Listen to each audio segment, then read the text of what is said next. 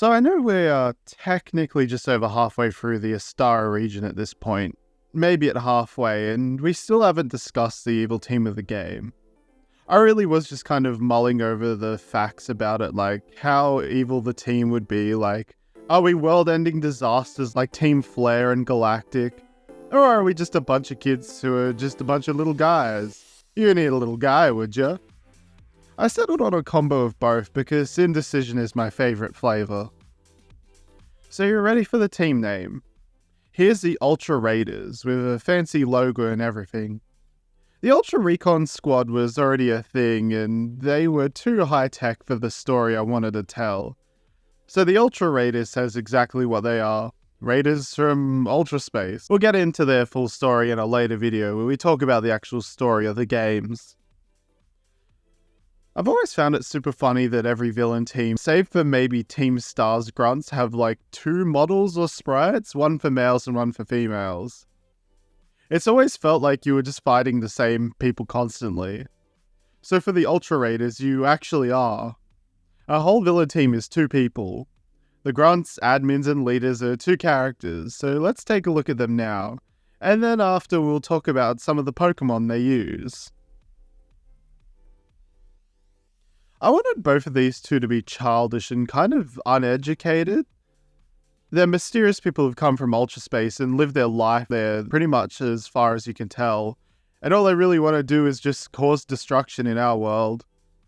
They'd have the ability to call forth Ultra Wormholes, which would summon various beast paradoxes, which would work as part of their rotating team when you'd encounter them. Each of them I wanted a sort of aggressive pose with our girl character Lila looking like she's ready to wrestle, while our boy Brund flexing those muscles. The inspiration for these 2 are very much Mad Max from their hairstyles or lack thereof on Brund and their clothing, being modified versions of modern clothing with some strange furs, potentially taken from an Ultra Beast.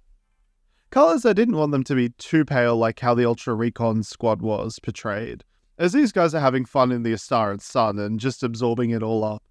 And contrasting this to some cooler colours, very much the purples and blues and pinks that are related to the Ultra Space look. Brund and Lila, the Ultra Raiders, a mysterious duo who appeared to you from an Ultra Wormhole.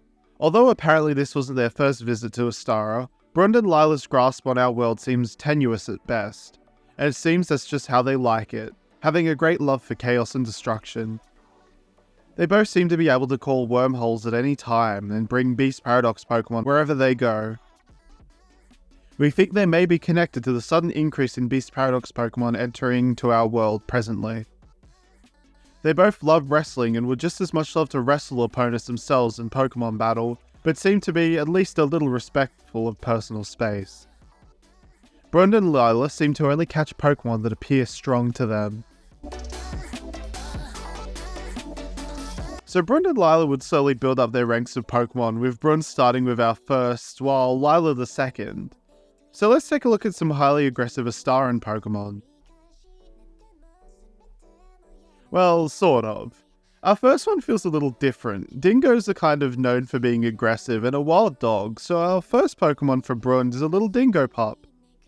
The idea was that Poplade was a little fledgling gladiator. Cute, but also a little fighter, very much like Rockruff in its nature.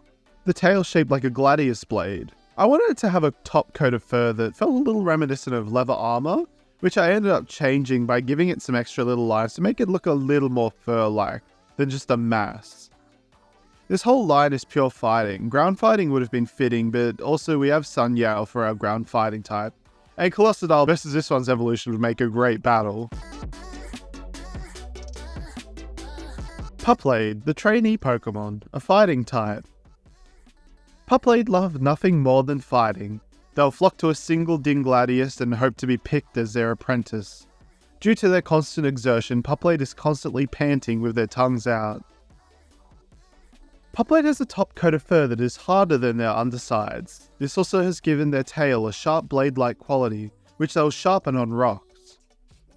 Poplade learn to only use their tails against the most dangerous of foes. Due to Poplade's rowdy nature, keeping one as a household Pokemon usually leads to them running away to fight. Poplade's abilities are Pick Up and Ball Fetch.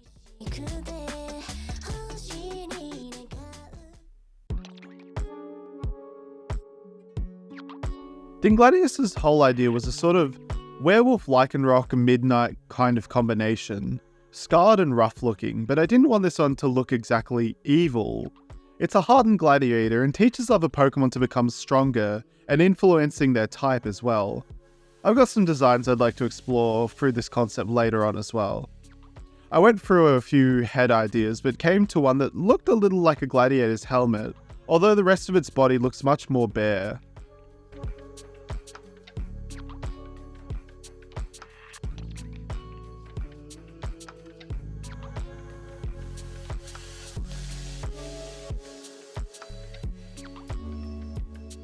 Colours I kept the same as Poplades, earthen tones, really not moving far away from oranges. In the end, I started to consider changing the tongue. I didn't know if it looked too goofy, but I've grown to like that sort of goofier side to Gladius, to help even out the edgier side of it.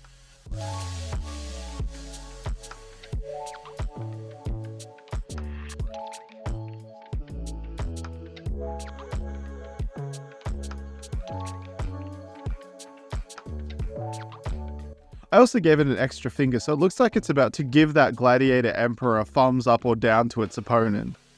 Gladius, the Gladiator Pokemon, a fighting type. Not many Pokemon have been so notorious for environmental changes in Gladius, pushing away certain Pokemon such as Rasyere, and even training Pokemon enough to cause them to take on unique forms. Gladius will observe Pokemon trying to prove themselves to it, and if they impress Gladius, it will teach them their fighting style. If it spots a trainer with a weak Pokemon, it will train the Pokemon in secret during the night. Scars on Gladius are seen as a sign of strength. The more scars, the more experienced one is. It isn't rare to see a heavily scarred Gladius training other Gladius in their ways. Gladius' ability is Intimidate and Scrappy.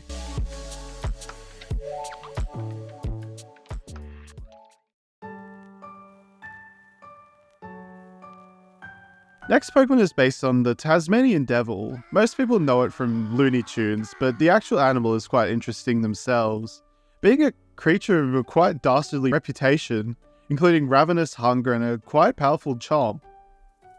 I wanted to explore a lesser known thing about Tasmanian Devils though, and that's the transmissible disease they carry in the form of devil facial tumor disease, which actively causes inability to eat and use their mouth.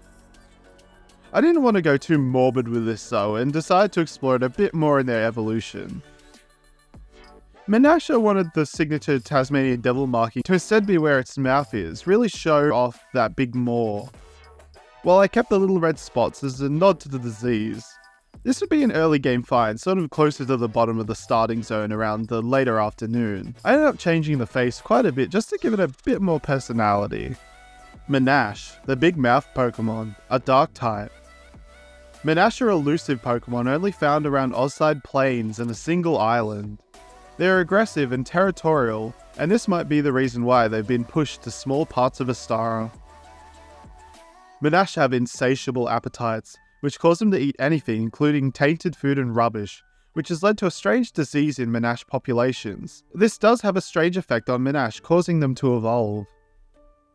Menasha teeth quickly regrow and many use dropped Menasha teeth as accessories, and even crushed up as medicine, although the validity of the efficiency of this medicine is still being researched. Menasha's abilities is Strong Jaw and Anger Point.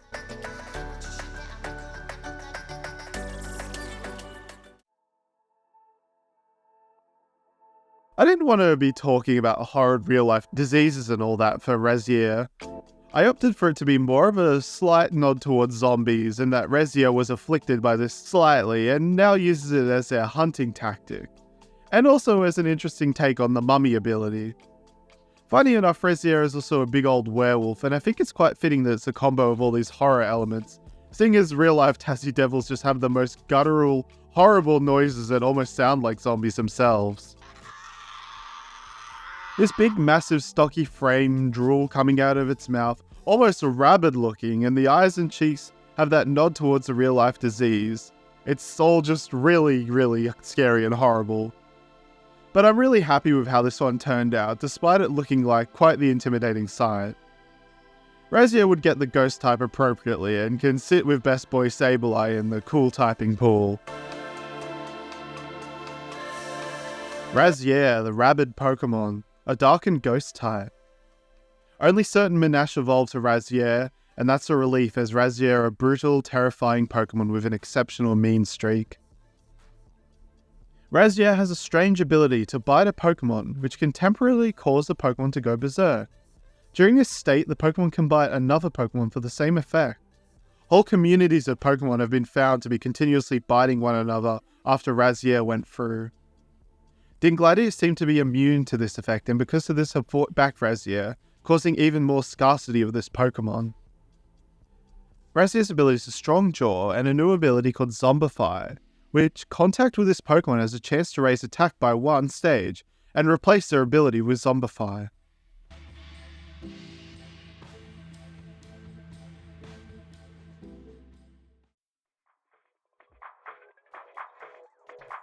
For our final entry, I wanted to do something Blue Ring Octopus related.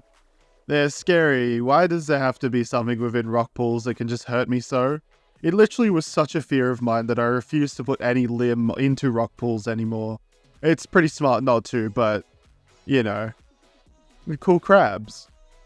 But keeping in tradition of me making non-water type water creatures, these 2 final octopi Pokemon have a bit of a strange inspiration.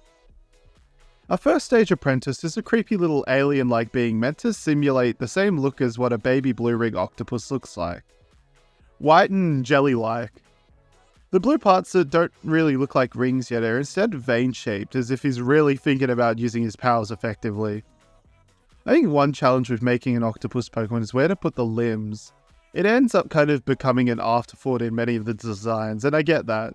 Many Pokemon would look cluttered with 6 or so extra tentacles flopping about. So for Apprentice, its extra limbs come off as more like a little baby cloak on its behind. This one has creepy horror baby energy, I feel like, and its nature makes it a perfect Pokemon for Brund and Lila. Apprentice, the trainee Pokemon, a poison type. It seems Apprentice are rarely seen only during the night. Congregating under the full moon, they complete strange rituals along with a single Warlock. Apprentice are slightly venomous, and simply touching them can sometimes lead to nausea, and even feeling extremely lethargic for a few days. It seems that once an Apprentice causes this on a target, they can read the opponent's mind. During the day, Apprentice hide themselves under shallow rock pools where unsuspecting people and Pokemon will put their hand in, and Apprentice can bite down. A smaller Pokemon will become prey for Apprentice. Apprentice's abilities is Poison Touch and Limbo.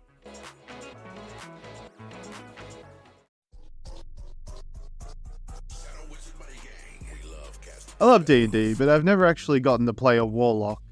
It always seems like the class everyone jumps to, but that didn't stop me from injecting a little bit of D&D into the world. Warlock is a blue-ringed meets Mind Flayer meets Warlock class together. I wanted to have a sort of main head where 2 of the tentacles make up almost a mustache, while the next set of 2 the arms and legs, and the final one's making an almost cloak-looking cowl, those swoopy bits every villain needs. I ended up giving this Pokemon a third eye pattern on its head because although it is Poison Dark type, I wanted to give it an ability that would power up Psychic type moves. It deserves it. Colours are kept to traditional Blue Ring Octopus colours. It's still an octopus, but the silhouette is really what gives it the recognisable human shape that it would use to fool you. Warlock, the Pact Pokemon, a Poison and Dark type. While not looking too aggressive, Warlock is a deceptive and manipulative Pokemon, and will appear to people down on their luck and offer their power to them. If they agree, Warlock will sap their life energy while being in their vicinity. If their pact is denied, Warlock attaches their suckers on the target, and inject an incredibly debilitating venom, which can cause fatalities even in a full-grown adult. Warlock are actually quite small, but use their long tentacles to make themselves seem much larger and intimidating, and can alter their appearance to suit their needs. Warlock's ability is his Poison Touch and a new ability called Third Eye, which powers up this Pokemon's Psychic-type moves. So in terms of team, Brund would start with just Poplade, but would end up having Gladius, Rasyere, Warlock, and Beast Paradox Phalanx. While Lila would start with Menasha and get the rest later, rounding her roster out with Beast Paradox Reverum. This is only really an early to mid-game team. As we make more Beast Paradox Pokemon, their teams will fill out. And I'll make sure to show their true horrifying team in a later video. Now, I did lie a little at the start of the video. There's more to this team than what it seems, but that's like late game stuff. Big reveals for the story and all that silly stuff. But for now, I think this is where we'll end the video. What do you think of our new friends Brund and Lila and the new Pokemon seen here? Comment down below your thoughts and if any are going on your team.